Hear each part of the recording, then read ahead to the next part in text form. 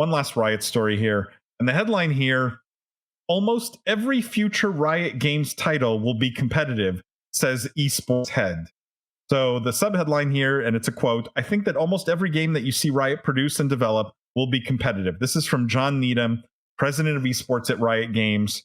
He's shared that nearly every game that the company makes will be competitive with some sort of esports component to it. I'll read just some of the other quote because there's a bit of color here. He says, if you look at Riot's games, almost all of our games are competitive games with varying levels of whether they'd be good sports or not. We've talked about Lion publicly. That's their fighting game that's coming up.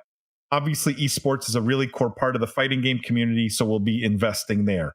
But all the games that Riot produces, we really look at games that can span generations. Usually those games are online competitive games, so I think that almost every game that you see Riot produce and develop will be competitive, which by its nature of being competitive, then there'll be some sort of esports component to it. What do you guys think of this statement, this strategy? You know, it's obviously very, and I'm not knocking the strategy or the person or anything but it's very convenient for the head of esports to be like, esports is going to be a part of everything we do, right? I mean, it's like, yeah, it's his kingdom within Riot, and obviously he's going to be excited about it. But what do you think of that as a strategy, Jeff? I think it's a good strategy. I mean, it's smart. What Riot does well is build long-lasting competitive titles that they then tie in esports leagues and create, grassroots community around. Like it's sort of like what they did with League of Legends. It's now what they've done, I think, really successfully with Valorant. Like if I remember 2 years ago when we were talking about, or whenever, before Valorant launched, like people were wondering if they could follow up League of Legends and how Valorant would do.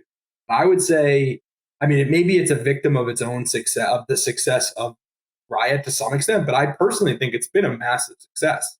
Like, I think, I guess that's a different topic that we can go down, but I think it has probably exceeded most people's reasonable expectations.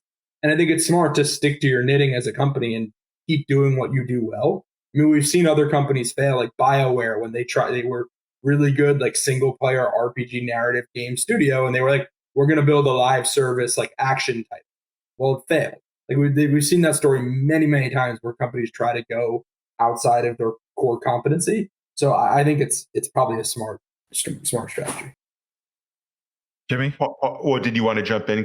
I just wanted to sort of not redirect, but get narrower with the conversation here. Like, I want to know what you guys think about putting artificial boxes as game developers, right? Like, the goal at Riot, in my mind, one of the potential goals is just to come out and say, we want to make fun games, right? And if there's a competitive scene and we can foster it and support it, fantastic, right? Instead of coming out and saying, we want to make only competitive games, right? Every game we're going to make has to have a competitive component. Do you think that sort of artificial limitation creates long-term problems for a studio like Riot? Yeah, I get what you're saying. One, I take this with a grain of salt. Yeah, it's the head of esports that's coming out, and maybe it's a self-fulfilling thing. I see this more as like a decision of Riot as a whole, and the head of esports was the one that got to announce it because it massively affects, in a positive way, his department and his oversight, right?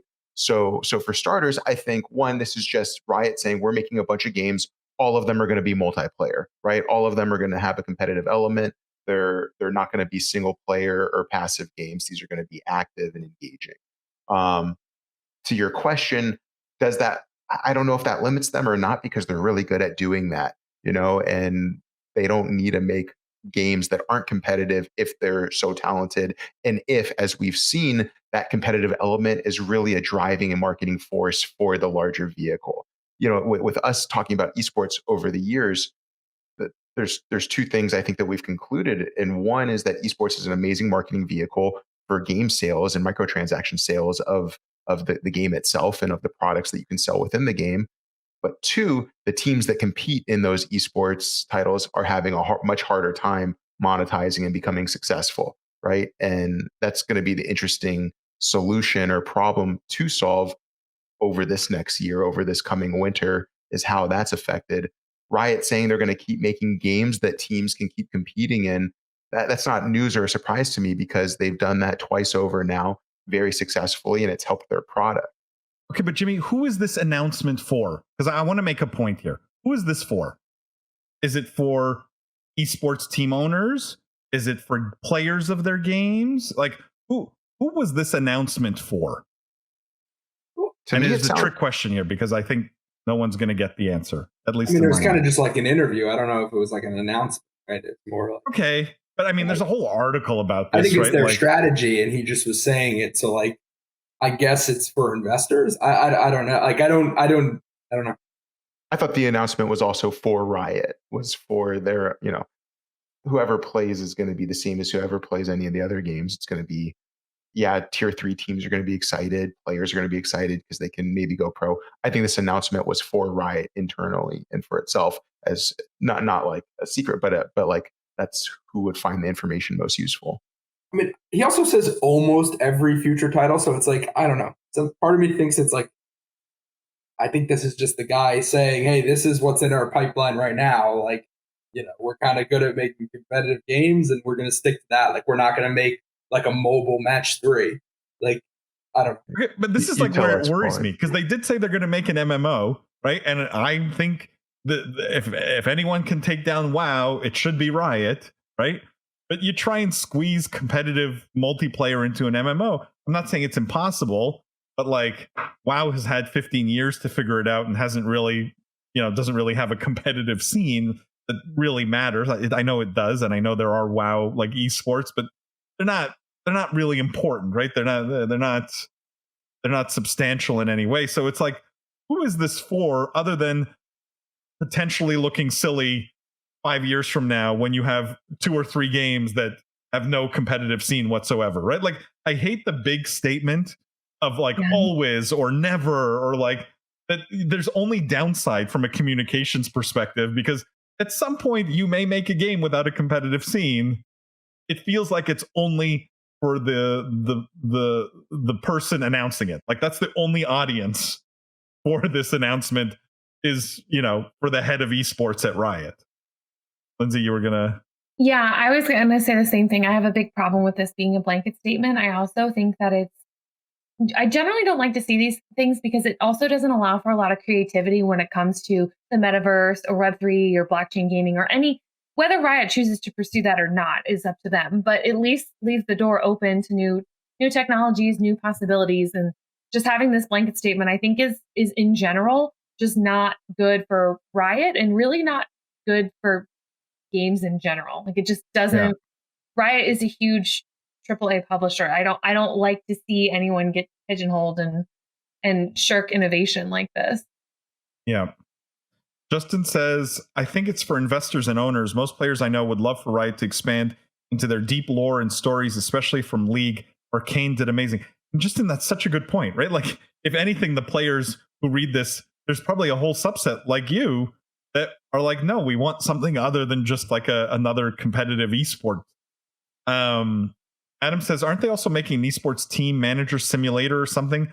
Well, the premise of that would be competition. The game itself doesn't sound competitive, more like fantasy sports. I mean, you could argue with any simulation, you could probably have a competitive scene, I think. So maybe the statement still holds true there. I don't know, Adam. It's a good thought. David says it's always better to underpromise and over deliver. I think you mean, David. This feels like the exact opposite of that. Yeah. Or it's just like, don't pigeonhole yourself. There's like no point because no one reads this and is like, yeah, I'm going to play more League, or like, I don't see the benefit of announcing something like that. And I get it's not an announcement, but Matt says, agree with Lindsay. Blanket statements almost always come back to haunt businesses regardless of industry. This is true, except when I make them, and then they're always right. Kevin says, is there a point to be made about the longevity of competitive games versus other games? Look at the value Fortnite, League, etc. make versus Elden Ring. I mean, Kevin, he made that comment, right? That like the games that last the longest have competitive ecosystems. I mean, is that like Do you guys think that that's the pigeonhole that Riot wants to be in, right? The games that last 10 years plus, and therefore they think competitive scenes are the way to get there? I mean, any publisher probably will say that, right? Like, I mean, EA has famously been pretty open that they want live service games with multiplayer modes, with microtransactions that live forever, because those are the titles that do best. So my guess is that, you know, John Needham is probably a business guy. I'm sure so yes, I'm sure that he is now analyzing it that way. And it fits in this case because Riot is actually good at these titles. Where I think we have a bigger problem is where you have someone where this is not their core competency, where they are, you know, they're used to making small bite-sized story games. And it's like, oh, we're going to build the metaverse. And you're like, okay, well, can't. It's like, you don't have the developers, the talent, the tools, you know, the ability to do that. So yeah. Yeah. Adam says, hey, now Farming Simulator is the exception, not the rule. It's a great game. Very competitive. If you, I played it once, in fact, on my personal stream when I was streaming gameplay long time ago. Very competitive game, Adam. Kevin says it could be simply an ROI thing in that case. Yeah. As long as the pigeonhole doesn't force you to make a bad game, right? That's the fear. That, like, if your whole focus is how do we make this game competitive, and for some reason that puts you in a place where the game is no longer fun, which Riot has a track record of making fun games. So wouldn't it have been nice if Activision Blizzard announced like 5 years ago, oh, we're just going to keep recycling the same games probably, and we're not going to make games that fun, and we're going to really focus on mobile, and we're going to not do any patch updates that anyone wants, but we're going to make tons of money. This is true. That announcing an ROI thing is yeah.